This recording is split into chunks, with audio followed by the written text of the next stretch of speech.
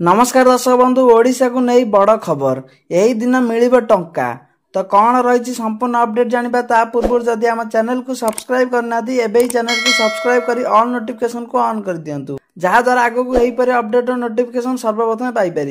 राज्य आरंभ हो सुभद्रा समीक्षा कार्यक्रम राज्य अंगनवाड़ी दीदी एसएचजी महिला और उच्च शिक्षा विभाग छात्र छात्री सुभद्रा योजना रे समीक्षा करिबा बोली उपमुख्यमंत्री तथा महिला और शिशु विकास मंत्री प्रभाती परी कहते। राज्य 200 रु अधिक अंगनवाड़ी केन्द्र रे मध्य यही कार्यक्रम जरिया रे समीक्षा कराजिबो। एक स्वतंत्र आप माध्यम रे यही सब समीक्षा हेबो। सुभद्रा योजना 2 थर पाइबा परे ताहाको अनुध्यान कराजिबो बोली उपमुख्यमंत्री कहते। हिताधिकारी किपरि 2टी किस्ती को खर्च करिसेंती ताहाको अनुध्यान कराजिबो। एथिरे महिला स्वयं सहायक गोष्ठी मेंबर सह पीआरआई मेंबर अंगनवाड़ी मेंबर और हेल्पर सह उच्च शिक्षा विभाग छात्र छात्री यही दिगरे कार्य करिवे। यही कार्यक्रम 22,000 महिला को सुभद्रा समीक्षा करने प्राय 1 मास समय लागियो बोली कहते। आसंता रक्षाबंधन सुभद्रा योजना तृतीय किस्ती टंका मिलिबो।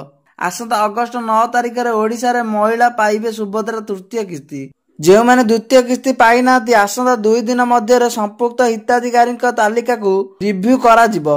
बहुत जल्दी योग्य हिताधिकारी पाइबे सुभद्रा समस्त किस्ती।